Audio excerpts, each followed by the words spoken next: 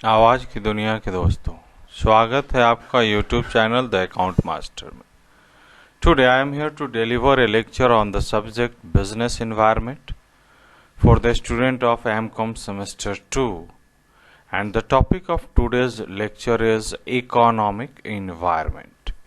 तो चलिए फिर लेक्चर स्टार्ट करें।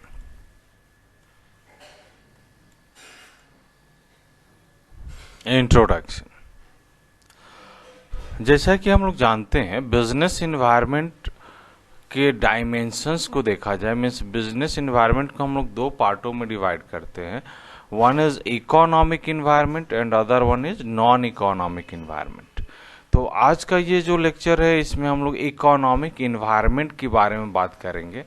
इकोनॉमिक इन्वायरमेंट होता क्या है, इकोनॉमिक इन्वायरमेंट में कौन कौन से फैक्टर्स होते हैं जो बिजनेस डिसीजन को अफेक्ट करते हैं। तो चलिए फिर इकोनॉमिक इन्वायरमेंट के बारे में हम लोग लेक्चर स्टार्ट करते हैं। तो इकोनॉमिक इन्वायरमेंट जो होता है, वहाँ पे इकोनॉमिक फैक्टर्स होते हैं, जैसे economic system, economic structure, economic planning, economic policy, economic control, economic regulations. तो इस तरह के बहुत सारे फैक्टर्स होते हैं। इन सब को सम अप करने से एक इन्वायरमेंट बनता है, जिसको हम लोग बोलते हैं इकोनॉमिक इन्वायरमेंट। इकोनॉमिक इन्वायरमेंट और बिजनेस के बीच में जो रिलेशनशिप है वो बहुत ही क्लोज है। बिकॉज हम बिजनेस करते हैं तो business is also an economic activity. जब बिजनेस आप करते हैं तो बिजनेस को भी इकोनॉमिक एक्टिविटी बोला जाता है। और इकोनॉमिक एक्टिविटी कहाँ होगा, तो इकोनॉमिक सिस्टम में होगा। तो that's why it business and economic environment are closely related with one another. और इकोनॉमिक जो डिसीजंस है, जैसे इंटरेस्ट रेट क्या होगा, वेज रेट क्या होगा, सैलरी क्या होगा, यानी कहने का मतलब यह है कि सर्वाइवल और growth of any business organisation is fully depend upon economic environment. Means कोई बिजनेस सर्वाइव करेगा या नहीं करेगा, ग्रो करेगा या नहीं करेगा, डाइवर्सिफाई करेगा या नहीं करेगा, ये पूरा का पूरा डिपेंड करता है इकोनॉमिक इन्वायरमेंट में। अगर इकोनॉमिक इन्वायरमेंट फेवरेबल है तो there may be chances of survival, growth and diversify, otherwise the business cannot be survive in the economy. The main factors that affect economic environment are, तो जो factors है economic environment को affect करते हैं वो क्या क्या है। तो पहला हम लोग इकोनॉमिक कंडीशंस को देखते हैं। इकोनॉमिक कंडीशंस क्या है, तो हर देश का इकोनॉमिक कंडीशंस अलग होता है। इकोनॉमिक कंडीशन मतलब sum total of gross domestic product per capita income, market for goods and services, availability of capital, foreign exchange reserve, goodwill of foreign trade, strength of capital market. इन सब को मिला के हम बोलते हैं इकोनॉमिक कंडीशन। मतलब अगर जीडीपी हायर है तो इकोनॉमिक कंडीशन गुड है, पर कैपिटा इनकम ज़्यादा है तो economic condition of that economy is good. Goods और सर्विसेज का market means depend upon this factors, economic conditions के बारे में हम पता लगा सकते हैं कि वेदर इट इज फेवरेबल और unfavourable. Economic policies. Economic policies means वैसा रूल्स एंड रेगुलेशन जो एस्टैब्लिश किया गया है ताकि बिजनेस या इकोनॉमिक एक्टिविटीज करने में किसी भी प्रकार की परेशानी नहीं हो। इकोनॉमिक पॉलिसी सरकार के द्वारा टाइम टू टाइम बनाई जाती है और रिवाइज की जाती है। तो इकोनॉमिक पॉलिसीज में कुछ पॉलिसीज है जिसको हम बोलते हैं industrial policy. Industrial policy it is the policy related with the industry. Means वैसा कोई भी इंडस्ट्रियल एंटरप्राइज, इंडस्ट्री कहने का मतलब कि जहाँ पे सामान को प्रोडक्शन किया जाता है, तो वैसे पॉलिसी, वैसे रूल्स रेगुलेशन जो सरकार के द्वारा बनाए गए हैं to control the activities of industrial enterprise, then it is known as industrial policy. चलिए फिर आगे चलते। हाँ, नेक्स्ट है physical policy. Physical policy means वैसा रूल्स एंड रेगुलेशन जो सरकार के द्वारा बनाया जाता है for public expenditure, taxation, public debt, सरकार का खर्चा, टैक्सेशन पॉलिसी क्या होगा, सरकार के कर्ज क्या है, तो उससे रिलेटेड जो पॉलिसी होगा that is known as physical policy.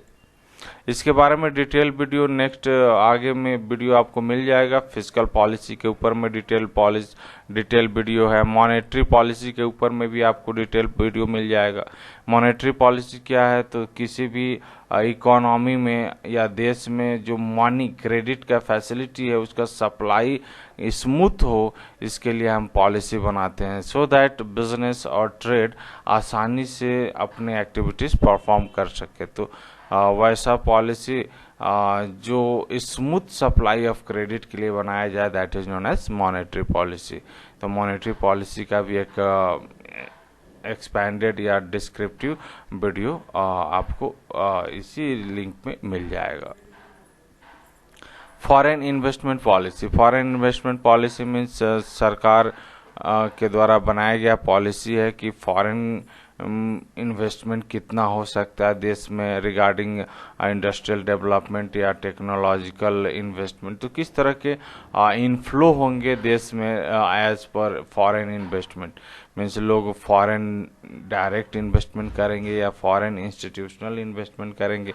तो इससे रिलेटेड जो रूल्स रेगुलेशन होगा that is foreign investment policy. Export import से रिलेटेड जो रूल्स बनाया जाएगा that is known as EXIM policy या एक्सपोर्ट इंपोर्ट पॉलिसी। तो this are the guidelines, this are the policies which is sum total known as economic policy.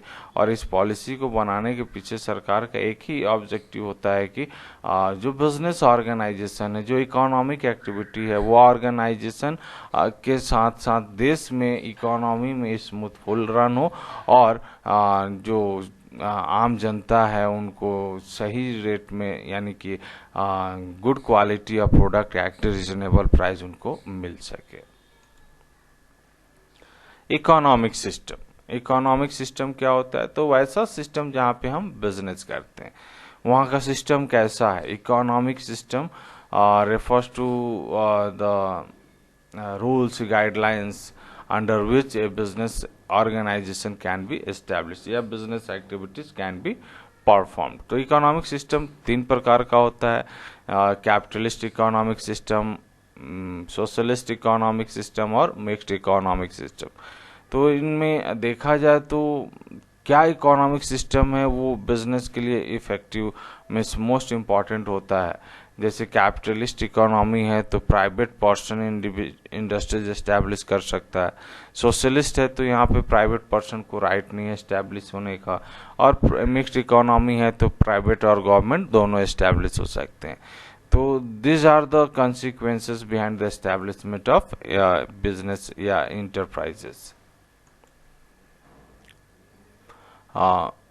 Economic system जो होता है वो क्या है कि mode of production and distribution of goods and services within which economic activities take place. तो production और distribution of goods and services जो होगा वो किस मोड में होगा, कौन करेगा। तो ब्रॉडर सेंस में देखा जाए तो जितने भी इकोनॉमिक एलिमेंट हैं वो किस प्रकार से ऑर्गेनाइजेशन से लिंक है और कौन उनको ऑपरेट करेगा। According to Landor, an economic system is the sum total of devices by which preferences among the alternative purpose of economic activities are determined and individual activities are coordinated for the achievement of those purposes। तो वैसा कोई भी device जहाँ पे हम business करने जाते हैं तो वहाँ पे ये देखना है कि हम जब इकोनॉमिक एक्टिविटी परफॉर्म करने जा रहे हैं तो वेदर इट इज़ परमिसेबल और नॉट। अगर परमिसेबल नहीं है तो इकोनॉमिक एक्टिविटी परफॉर्म नहीं होगा और achievement of the objective can not be possible. तो ये देखना जरूरी है कि वहाँ पे हमको प्रेफरेंसेस मिलेंगे या नहीं मिलेंगे। The economic system also refers to how the different economic element will solve the central problem of the economy, that is answer of three vital question। three vital question क्या है, तो क्या बनाना है, कैसे बनाना है और किसके लिए बनाना है, means what to produce, how to produce and for whom to produce. ये जो मेन सेंट्रल प्रॉब्लम है कि हम क्या प्रोड्यूस करें, कैसे प्रोड्यूस करें और किसके लिए प्रोड्यूस करें, इसको सॉल्व करना ही इकोनॉमिक सिस्टम का मेन ऑब्जेक्टिव होता है। ओके, तो चलिए फिर इन तीनों क्वेश्चन को डिटेल में देखते हैं। The first question, what to produce depend upon what is wanted. क्या जरूरी है इसके ऊपर में डिपेंड करता है, क्या बनाना है तो क्या जरूरी है। बिकॉज हमको जैसे पता है want can not be satisfy, want को हम फुलफिल नहीं कर सकते हैं। दिस इज बिकॉज कंट्री में not be gifted with all necessary resources to produce all goods. हर देश में ये रिसोर्सेज नहीं होता है कि हर चीज हम बना लें। कुछ चीज़ें आपको इंपोर्ट करनी होगी, कुछ चीज़ें एक्सपोर्ट करनी होगी, so that the necessity of the country will be fulfilled. Depending upon the resources, a country would decide what it could produce. तो resources के ऊपर में ध्यान रख के हम ये डिसाइड करते हैं कि हम क्या बना सकते हैं। जैसे सिंपल सा एक प्रॉब्लम आप समझिए कि सपोज दैट आपके घर में एक पेड़ है, आपके पास रिसोर्सेज है, एक पेड़ है, आप उस पेड़ से टेबल कुर्सी बना सकते हैं, उस पेड़ से बेड बना सकते हैं, उस पेड़ से अलमीरा बना सकते हैं, उस पेड़ से घर बना सकते हैं। तो व्हाट टू प्रोड्यूस, आपको क्या बनाना है उसको आप डिपेंड करेंगे on the basis of that tree. अगर आपके पास एक पेड़ है तो एक ही चीज बन सकता है, कुछ अगर 10-12 पेड़ है तो आप सारा चीज बना सकते हैं। But every country having resources of limited resources.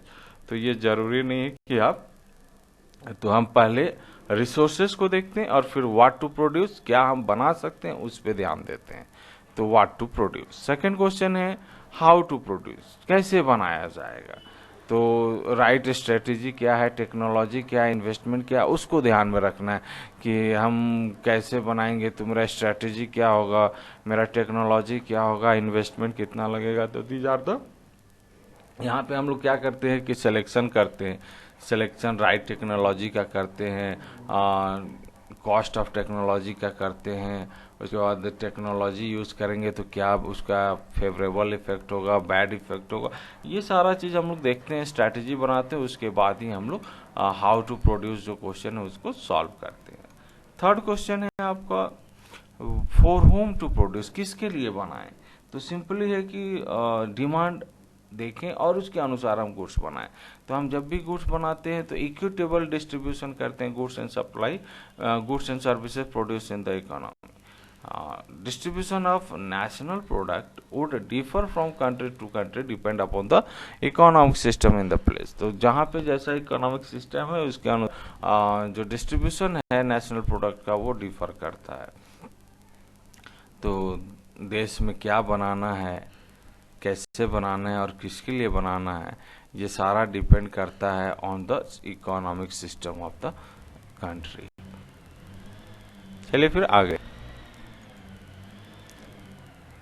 Types of economic system. तो इकोनॉमिक सिस्टम एक बार डिटेल में देख लेते हैं। तीन तरह का हम लोग इकोनॉमिक सिस्टम देखे थे, एक था capitalist economic system, socialist economic system और मिक्स्ड इकोनॉमिक सिस्टम। तो पहला है कैपिटलिस्ट इकोनॉमिक सिस्टम, इसको फ्री इकोनॉमिक सिस्टम भी बोला जाता है। फ्री इकोनॉमिक सिस्टम मतलब it is free, open for the every person, मतलब कोई व्यक्ति यहाँ पे आकर के और बिजनेस कर सकता है। There is no restrictions on the part of the government. यहाँ पे जो सेक्टर्स होते हैं वो फ्री होते हैं, फ्री कंपटीशन होता है, कोई व्यक्ति आकर के यहाँ बिजनेस कर सकता है। यहाँ पे लेजी फेयर सिस्टम का जो प्रिंसिपल है वो अप्लाई होता है, मीन्स यहाँ पे नाम मात्र का गवर्नमेंट का कंट्रोल होता है और बाकी जितने भी फैक्टर्स होते हैं all are under the control of private individuals, अगर आप बिजनेस करना चाहें तो। कैरेक्टरिस्टिक्स क्या है, तो यहाँ पे प्रोडक्शन का जो मीन्स ऑफ प्रोडक्शन है वो प्राइवेटली ऑन्ड होते हैं, मीन्स यहाँ पे किसी भी प्रकार का गवर्नमेंट का रिस्ट्रिक्शंस नहीं है। दूसरा, जो भी प्रॉफिट आप कमाएंगे that is the main motivating and guiding force. आप जो इकोनॉमिक एक्टिविटी कर रहे हैं, जो भी प्रॉफिट हुआ, फायदा हुआ, वो आपको मोटिवेट करेगा, आपको रिस्क लेने में हेल्प करेगा। उसके बाद both consumers and the forms enjoy the freedom of choice. यहाँ पे आपको फ्रीडम ऑफ चॉइस है, किसी भी प्रकार का रिस्ट्रिक्शंस नहीं on the part of the government. उसके बाद the factor on of the factor owners enjoy the freedom of occupational choice।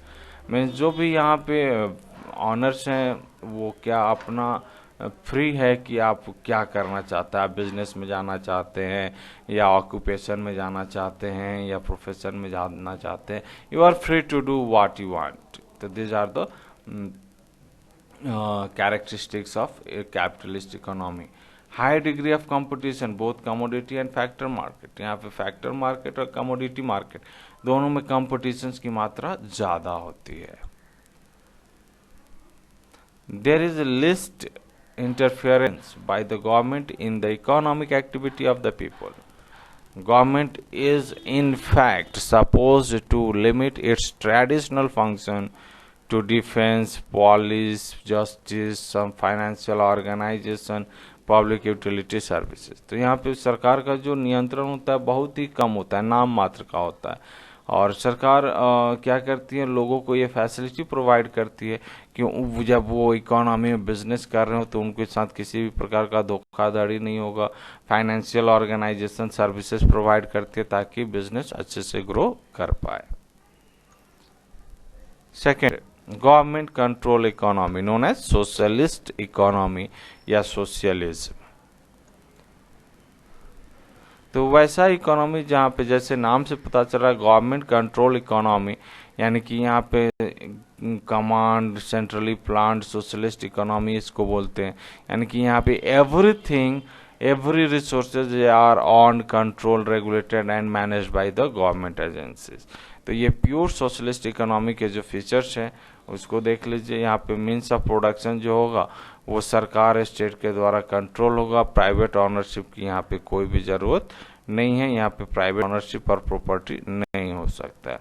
Social welfare के लिए बनाया जाएगा। यहाँ पे प्रॉफिट मोटिव जो होता है वो जरूरी नहीं है, यहाँ पे प्रॉफिट होना मेन ऑब्जेक्टिव नहीं।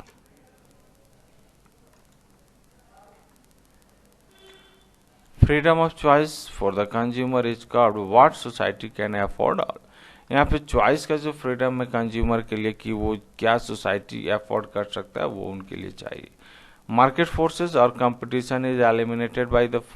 यहाँ पे जो मार्केट का फोर्स है यानी जो प्राइस तय करता है और कंपटीशन, ये लॉ के द्वारा इसको एलिमिनेट कर दिया गया है क्योंकि यहाँ पे कंपटीशन होगा ही नहीं।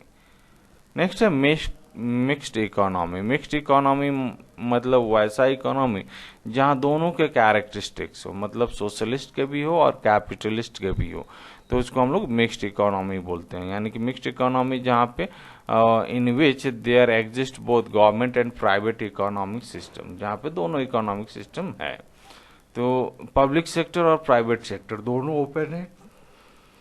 कोई भी व्यक्ति, कोई भी प्राइवेट इंडिविजुअल, सरकार कहीं पे भी बिजनेस कर सकती है। They are free to do business economic activities. Difference, दो तरह के difference form of mixed economy है, उसको भी देख लेते हैं। पहला है मिक्स्ड इकोनॉमिक्स का मिक्स्ड कैपिटलिस्ट इकोनॉमी, यानी कि वैसा इकोनॉमी जहाँ पे कोई भी कैपिटलिस्ट, कोई भी प्राइवेट पर्सन आकर के बिजनेस कर सकता है। और इस तरह के इकोनॉमी आपको United state, UK, France, Japan में मिल सकते हैं देखने को। यहाँ पे इकोनॉमी जो है लार्ज गवर्नमेंट सेक्टर्स है और there private sectors work on the principle of free enterprise system. यहाँ पे प्राइवेट सेक्टर जो है वो फ्री इंटरप्राइज सिस्टम में काम करते हैं। गवर्नमेंट का जो रोल होता है सिर्फ mode of production, ensuring workable competition in factors product market, providing infrastructure for the promotion and private sector economic activity। तो इस तरह के एक्टिविटीज को प्रमोट करना ही सरकार का ऑब्जेक्टिव होता है। दूसरा है मिक्स्ड सोशलिस्ट इकोनॉमी। मतलब मिक्स्ड सोशलिस्ट इकोनॉमी मतलब वैसा इकोनॉमी जहाँ पे socialist pattern of the society चलता है। यहाँ पे इकोनॉमिक प्लानिंग जो है वो ग्रोथ और उसका सोशल जस्टिस जो है वो मतलब उस कंट्री के गवर्नमेंट के पास होगा और प्राइवेट सेक्टर जो है वो गवर्नमेंट के अनुसार काम करेगी। Means they are not free to do what they want, they have to follow the rules as per the government. तो यहाँ पे आपको देखने को मिलेगा कि मिक्स्ड सोशलिस्ट इकोनॉमी जहाँ पे सरकार का कंट्रोल होता है over the method of production. Okay, next economic planning देखते हैं। इकोनॉमिक प्लानिंग क्या है? तो economic planning is the major economic decision. क्या, कब, कैसे, किसके लिए बनाना है, उसके लिए हम लोग प्लानिंग करते हैं। तो what, how is to be produce, to whom it is to be allocated, तो इसके लिए हम लोग क्या करते हैं? प्लानिंग करते हैं। And such planning is known as economic planning. यानी कि वैसा प्लान मतलब जैसे हम लोग जानते हैं thinking before start means plan is related with future activity. तो फ्यूचर एक्टिविटीज को परफॉर्म करने के लिए किस तरह का एक्टिविटी? तो इकोनॉमिक एक्टिविटी। इकोनॉमिक एक्टिविटी मतलब प्रोडक्शन, डिस्ट्रीब्यूशन से रिलेटेड जो भी हम एक्टिविटी परफॉर्म करने चाहते हैं, वो एक्टिविटी अगर हम फ्यूचर पर्पस के लिए आज हम प्लान कर रहे हैं, आज हम मेथड्स बना रहे हैं, that is known as economic planning.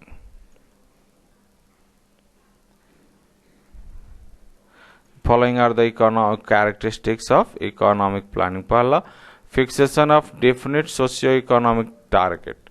Socio economic मतलब हो गया कि पॉवर्टी, अनएम्प्लॉयमेंट, एग्रीकल्चर में stagnation, industrial production, inequality of distribution of income. तो इस तरह से जो सोशियो इकोनॉमिक टारगेट है उसको फिक्स करना।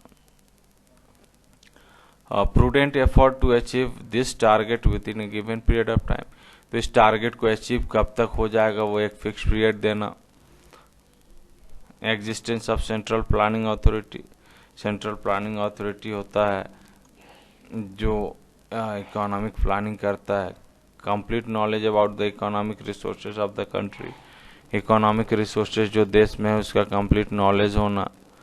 efficient utilization of limited resources to get maximum output and welfare। कैसे हम लिमिटेड रिसोर्सेज से मैक्सिमम आउटपुट कर सकते हैं, उसको भी प्लानिंग करते हैं यहाँ पे हम।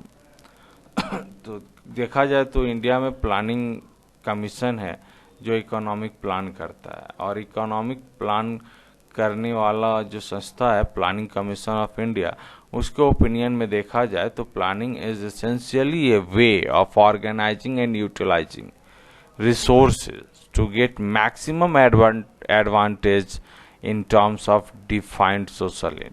मतलब जो मेरे पास रिसोर्सेज है उसका इस तरह से इस्तेमाल करना कि हम मिनिमम कॉस्ट पे मैक्सिमम आउटपुट ला सके, वेलफेयर कर सके। यहाँ पे दो मेन कॉन्स्टिट्यूएंट जो है वो कंसेप्ट ऑफ प्लानिंग का, वो पहला है system of ends to pursuit and knowledge of available resources and their optimum allocation to achieve this ends. तो सिस्टम ऑफ एंड्स मतलब देश के इकोनॉमिक सिस्टम में क्या ज़रूरत है उसको पता लगाना, और उस ज़रूरत को कैसे फुलफिल किया जाए उसका नॉलेज होना is the main thing behind the economic planning of a country. Mixed economy and planning. Mixed economy जैसे हमारा देश में जो इंडिया में जो इकोनॉमिक सिस्टम है वो मिक्स इकोनॉमिक सिस्टम है, तो हम लोग उसके बारे में देखते हैं। मिक्स्ड इकोनॉमिक सिस्टम में हम लोग प्लानिंग कैसे करते हैं। तो जब भी हम लोग मिक्स्ड इकोनॉमिक सिस्टम में प्लानिंग करते हैं तो planning is basically made by the government for their on development. वो अपने लिए प्लान बनाते हैं कि कैसे देश डेवलप करेगा, कैसे हमको इनकम्स होंगे, कैसे मेरा रिवेन्यू जनरेट होगा, कैसे मेरा जो रिसोर्सेज है उससे मिनिमम मैक्सिमम आउटपुट हम गेन कर सकते हैं। तो वैसे जो मिक्स्ड इकोनॉमी के प्लानिंग है वो प्राइवेट और पब्लिक एंटरप्राइजेस दोनों के एग्जिस्टेंस को लेके चलते हैं। India is regarded as a good example of mixed economy under the derivative principle of Indian Constitution। तो directive principle of Indian constitution का जो है उसमें ये लेट डाउन ये लिखा हुआ है कि to promote the welfare of the people by securing protecting as effectively as it may be social order in which justice, social, economic and political shall inform the institution of national life. तो यहाँ पे जो भी society के लोग हैं उनका social justice होना जरूरी है, उनका सोशल, इकोनॉमिक, पॉलिटिकल जस्टिस ये इम्प्रूव होना चाहिए। ये इंडियन कॉन्स्टिट्यूशन में डायरेक्टिव प्रिंसिपल्स में लिखा हुआ है। ओके, इन इकोनॉमिक आज के इकोनॉमिक स्पेयर्स में देखा जाए तो जो डिस्ट्रीब्यूशन ऑफ ऑनरशिप है, कंट्रोल ऑफ रिसोर्सेज है, कंसंट्रेशन ऑफ वेल्थ है। तो ये सारे चीज़ को कुछ लोग या बहुत सारे लोगों के बीच में ये है, जैसे एक्सप्लॉयटेशन ऑफ लेबर। तो ये सारा चीज़ को हमको मेंटेन करने के लिए इकोनॉमिक प्लानिंग करना ज़रूरी है, ताकि जो वीकर सेक्शन है उनको प्रोटेक्ट किया जा सके while the distribution of essential commodities. Similarly, by controlling the financial system, that is insurance and banking, the state can endeavor to direct investment in socially desirable channels. तो socially desirable जो channels है, जो modes of distribution है, उसको direct investment के through upgrade करना, मजबूत प्रदान करना, ताकि जो कंट्रोलिंग है फाइनेंशियल सिस्टम का वो हो सके। जैसे कि हम लोग जानते हैं कि पुअर डेवलप्ड कंट्री जो होता है, पुअर डेवलप्ड या अंडर डेवलप्ड बोल सकते हैं, तो वहाँ पे अंडर डेवलप्ड या पुअर होने के पीछे रीजन होता है less number of industries establish, यानी कि वहाँ का इंफ्रास्ट्रक्चर डेवलपमेंट कम होता है। और इंफ्रास्ट्रक्चर डेवलपमेंट कम होने के पीछे रीजन क्या है, तो ह्यूज कैपिटल चाहिए, हेवी कैपिटल इन्वेस्टमेंट चाहिए, जो कि प्राइवेट इंडिविजुअल के लिए मुमकिन नहीं होता है। और मुमकिन होता भी है तो लॉन्ग गेस्टेशन पीरियड होता है। लॉन्ग गेस्टेशन पीरियड में from the period of starting and from the till the period of getting profit. ये जो पीरियड होता है वो लंबा पीरियड होता है और लो रेट ऑफ रिटर्न होते हैं। तो इस कारण से इंफ्रास्ट्रक्चर डेवलपमेंट जो होता है वो प्राइवेट सेक्टर का कम होता है। इसीलिए सरकार को चाहिए कि ये फैसिलिटी प्रोवाइड करे कि जो भी प्राइवेट इंडिविजुअल्स हैं उनको बैंकिंग और इंश्योरेंस की सुविधा दी जाए, ताकि इम्प्रूव कर सके और इकोनॉमिक और इंफ्रास्ट्रक्चर डेवलपमेंट हो सके। Rational of planning in India. India में जो प्लानिंग है वो सम बेसिक सोशल और इकोनॉमिकल ऑब्जेक्टिव को फुलफिल करने के लिए बनाया जाता है। तो कुछ प्रिंसिपल्स है उसको देखते हैं। पहला है रैपिड इकोनॉमिक ग्रोथ। तो हम प्लानिंग करते हैं ताकि देश का इकोनॉमी जो है वो रैपिडली डेवलप करे, उसके लिए हम लोग इकोनॉमिक प्लानिंग करते हैं। दूसरा है quick improvement of a standard of living. Economic planning करने के पीछे रीजन यही होता है कि लोगों का आमदनी बढ़े, आमदनी बढ़ेगा तो परचेजिंग पावर आएगा, परचेजिंग पावर आएगा तो स्टैंडर्ड ऑफ लिविंग ऑटोमेटिकली उनका इम्प्रूव हो।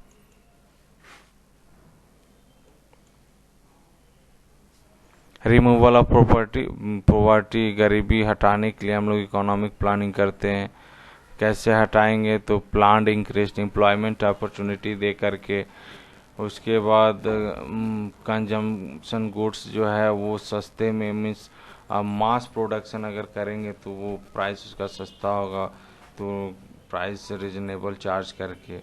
उसके बाद मिनिमम नीड प्रोग्राम प्रोवाइड करके, जैसे road, house, health, hotel, drinking facility, primary education, ये सारा चीज़ को प्रोवाइड करके हम पॉवर्टी रिमूव कर सकते हैं।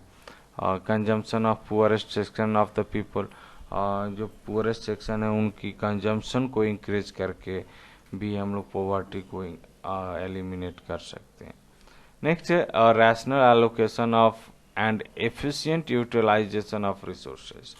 तो rational allocation and efficient utilisation of resources, जो मेरे पास रिसोर्सेज है उसका सही समय पे सही जगह पे इस्तेमाल करके हम मिनिमम कॉस्ट पे मैक्सिमम प्रोडक्शन कर सकते हैं, मैक्सिमम आउटपुट ला सकते हैं, जिससे हम देश का विकास, इकोनॉमिक डेवलपमेंट में पार्टिसिपेट कर सकते हैं। तो that is the reason behind the economic policy. Next है increasing the rate of capital formation. Capital formation क्या होता है कि लोगों के पास जो सेविंग्स है, सेविंग्स को इन्वेस्ट करेंगे तो अगर रेट ऑफ रिटर्न उनको ज़्यादा मिलेगा तो वो क्या करेंगे, जहाँ रेट ऑफ रिटर्न ज़्यादा मिलेगा वहाँ पे वो इन्वेस्ट करेंगे। तो ये इंक्रीजिंग द रेट, तो हम लोग जब प्लानिंग करते हैं तो मेरा एक बेसिक व्यू भी रहता है कि लोगों के बीच में कैपिटल फॉर्मेशन का जो टेक्निक्स है उसको इंक्रीज किया जाए, ताकि ज़्यादा से ज़्यादा कैपिटल फॉर्म हो और ज़्यादा से ज़्यादा इंडस्ट्रीज एस्टैब्लिश हो। नेक्स्ट है reduction in unequal distribution of income and wealth. लोगों के बीच में देखा जाए तो poor become poorer and rich become richer, ये कंसेप्ट चलते आ रहा है। लोगों को पता है कि those who have money can make more money, those who don't have money they are fails to make money. तो पैसा पैसे को बनाता है, मनी मल्टीप्लाइज मनी। तो इस कंसेप्ट को रिड्यूस करने के लिए जो टैक्सेशन पॉलिसी सरकार का होता है, more you earn the more you pay, the less you earn less you pay. तो इससे क्या होता है कि अनइक्वल डिस्ट्रीब्यूशन जो है वो इक्वल हो सकता है। तो इक्वल करके हम के लिए हम इकोनॉमिक प्लानिंग करते हैं।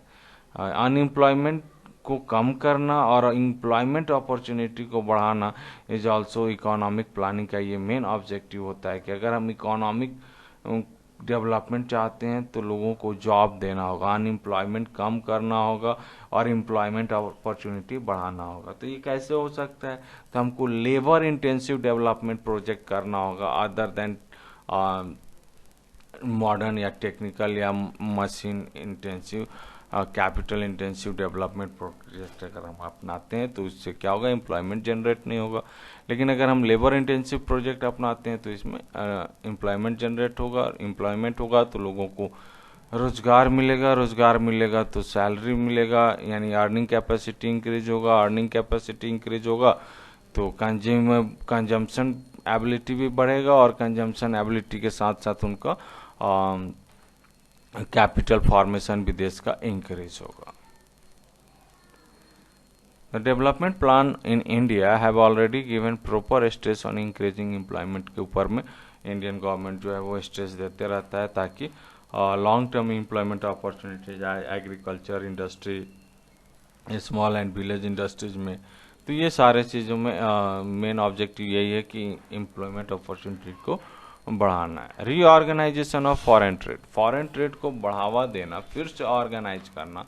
इट मीन्स कि जैसे ही हम फॉरेन ट्रेड को बढ़ावा देंगे, मीन्स इंपोर्ट एक्सपोर्ट को बढ़ावा देंगे, तो उससे क्या होगा कि देश में प्रोडक्शन कैपेसिटी बढ़ेगा, और प्रोडक्शन कैपेसिटी बढ़ने से क्या होगा कि एम्प्लॉयमेंट लोगों फैक्ट्री या जो बिजनेस इकोनॉमिक अपॉर्चुनिटीज जिनके पास है उनका अर्निंग कैपेसिटी बढ़ेगा, और अर्निंग कैपेसिटी बढ़ने से देश को फॉरेन रिजर्व्स मिलेंगे और देश की स्टेबिलिटी बनी रहेगी।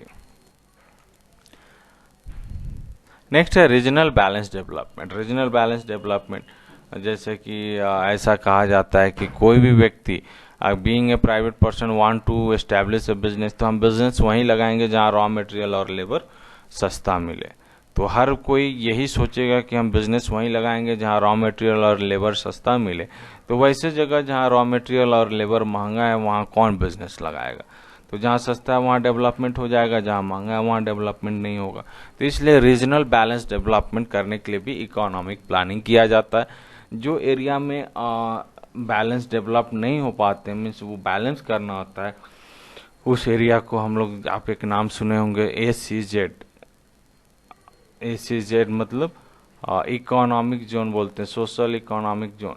तो वैसा इकोनॉमिक जोन हम क्रिएट करते हैं, स्पेशल इकोनॉमिक जोन बनाते हैं, जहाँ पे कोई अगर बिजनेस ऑर्गेनाइजेशन इस्टेब्लिश करेगा तो उसको डिस्काउंट दिया जाएगा, उससे टैक्स कम लिया जाएगा, उसको सब्सिडी दिया जाएगा, ताकि जो इन्वेस्टर्स पहले उस जगह पे इस्टेब्लिश हो रहे थे जहाँ रॉ मटेरियल और लेबर सस्ता है, वो वैसे जगह में इस्टेब्लिश होंगे जहाँ रॉ मटेरियल महंगा है और जहाँ पे लेबर भी महंगा है। तो वहाँ पे उनको क्या मिलेगा? वहाँ पे उनको अपॉर्चुनिटी मिलेगा कि सरकार टैक्स में रिलैक्सेशन देगी, सरकार सब्सिडी देगी। तो this are the main objective behind the regional balance development. Other consideration, और भी बहुत सारा कंसिडरेशन है इकोनॉमिक प्लानिंग का। क्या है? तो एसेंशियल गुड्स का शॉर्टेज नहीं होना चाहिए, उसके लिए जो प्रोसेस है वो मेंटेन करना, self sufficiency in essential goods जैसे एज फूड, ग्रेन्स की मटेरियल, ये सारा चीज़ का सेल्फ सफिशिएंसी होना, इकोनॉमिक सेल्फ रिलायंस होना, सोशल जस्टिस होना, ताकि जो वीकर और neglected section of the people है उनको इकोनॉमिक फैसिलिटी मिल सके। तो this are the reason behind the economic planning of the country. Okay, I hope this video is highly beneficial to the student of MCOM semester 2, and the those students also who wants to know about business environment, especially economic environment. Thanking you. Be happy and make someone happy. Have a great day. Thank you.